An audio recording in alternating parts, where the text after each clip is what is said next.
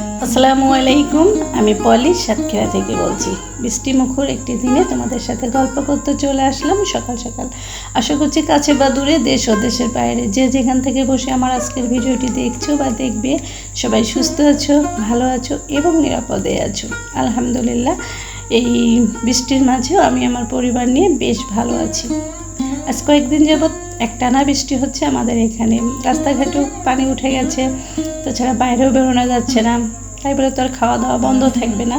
তাই তো চলে আসলাম আমার বাগান থেকে সবজি তুলতে। আর আজকে উঠাচ্ছি মিষ্টি কুমড়া শাক। কি তরতাজা ফ্রেশ মিষ্টি কুমড়া শাক! এগুলো যদি আমার বান্ধবী শাইনুর পেত তাহলে যে কি খুশি হতো। কিন্তু এগুলো দেখে আমার মেয়েরা বলতেছে, তুমি কি দুপুরে এগুলো রান্না করবে, আমরা কি দিয়ে ভাত খাবো? তো বললাম তোমাদের জন্যও আছে হাঁসের মাংস। মেমে, আরে বাবা নো, খেনো খেনো। এই যে এই মাছ দিলে মুসিবত। আজ তো মাছ দিলে ভাববে ওটা ওর না, ওকে ভেঙে ভেঙে দিতে হবে, তাহলে ভাববে এটা ওর। নাও নাও বাবা নাও, এটা তোমার। হ্যাঁ, আজ তো মাছ দিলে ভাবে ওটা ওর না, প্লেটে রাখছি, ওটা আমাদের, ওটা খাওয়া যাবে না। কিন্তু যখন ভেঙে একটু নিচে দিব তখনই ভাববে এটা ওর। খাও, এটা তোমার বাবা।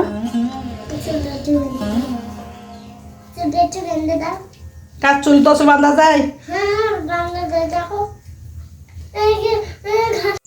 মেয়েদের আর কি দোষ দিব বলো? মাই শাকসবজি খেতে পারে না, তা মেয়েরা কি খেতে পারে?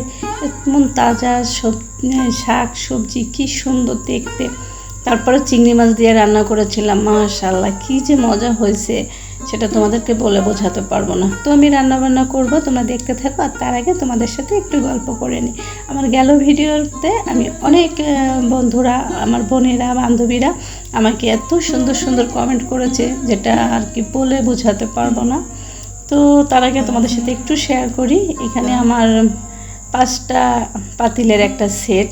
এটা দুটো আমার ছিল, নিচেরটা আর ওপরেরটা, আর মাঝের 3টা এবার হিমির বাবা বাড়িতে আসার সময় নিয়ে এসেছে ইন্ডাকশন চুলায় রান্না করার জন্য।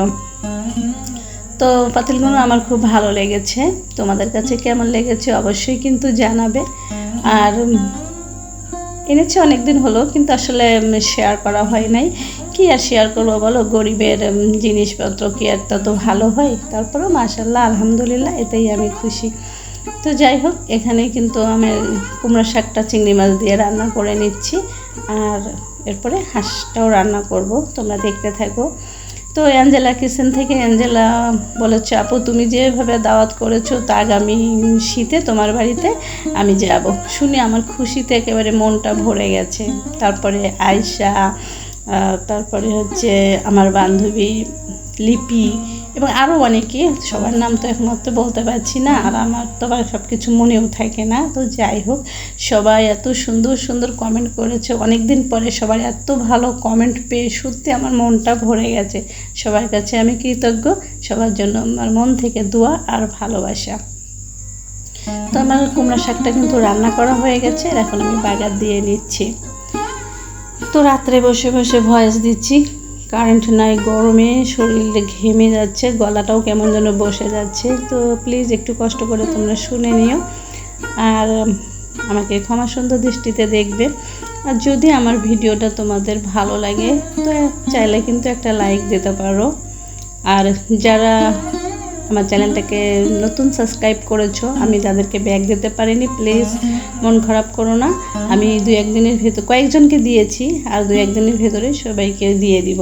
আসলে ভিডিও করে, ভিডিও আপলোড দিয়ে সবার ভিডিও দেখে সময় মতো পেরে উঠি না, এই জন্য আমি সবার কাছে ক্ষমা প্রার্থী। তো হাঁসের মাংসটা রান্না করার জন্য আমি এই যে নতুন পাতিলটাই ব্যবহার করছি আজকে। তো অবশ্যই ইন্ডাকশনে না, গ্যাসে। এটা এই পাতিলে গ্যাসেও রান্না করতে পারবো, ইন্ডাকশনেও রান্না করতে পারবো, আবার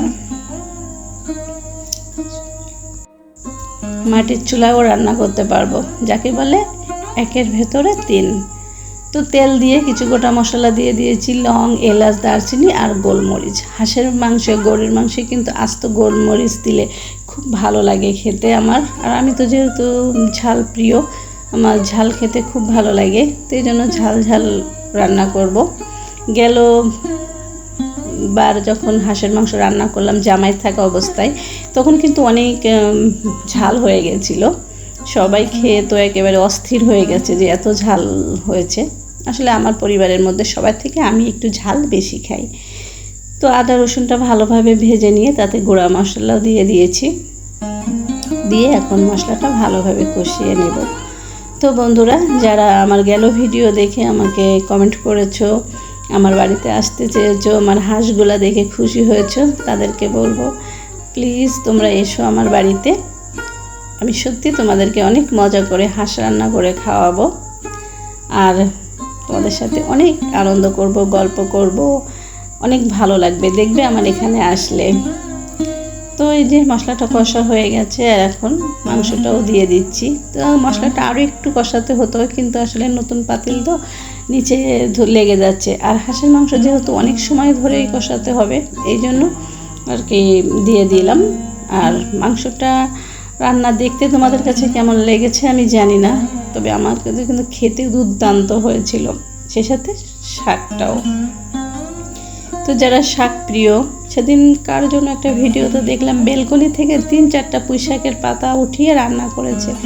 দেখে তো আমি অবাক যে আল্লাহ, এরা এত শাক পছন্দ করে যে 3-4টা পাতা উঠিয়ে রান্না করেছে। আর আমার ছাদের মাটিতে পুঁই শাক না খেয়ে খেয়ে কেমন যেন হলুদ হয়ে যাচ্ছে, পেকে যাচ্ছে।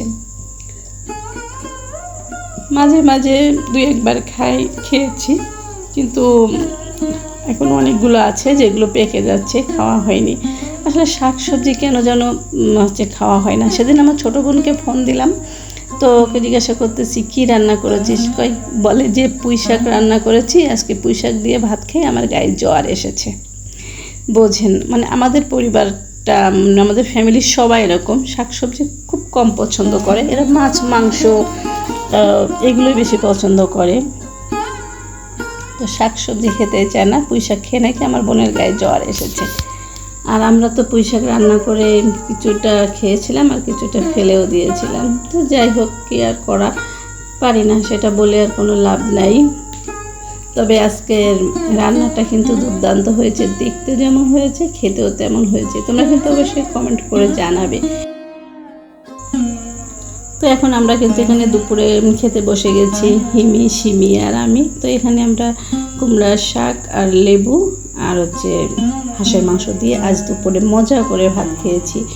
আসলে শাকটা অত্যন্ত ভালো লেগেছিল, টাটকা বাড়ির শাক, সাথে ছিল কাঁচামরিচ, চিংড়ি মাছ, যার কারণে এত স্বাদ হয়েছিল।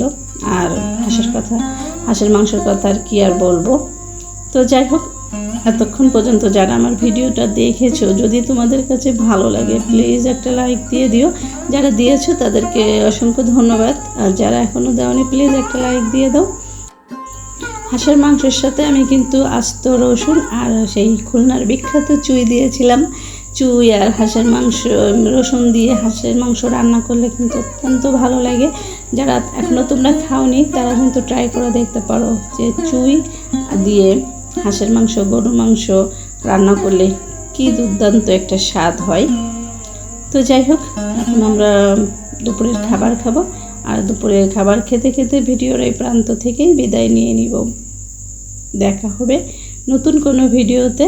ততক্ষণে সবাই সুস্থ থেকো, ভালো থেকো, নিরাপদেই থেকো। আমাদের জন্য দোয়া করো। তোমাদের জন্য রইল মন থেকে অনেক অনেক দোয়া আর ভালোবাসা। আল্লাহ হাফেজ। আসসালামু আলাইকুম ওয়া রাহমাতুল্লাহি ওয়া বারাকাতুহু।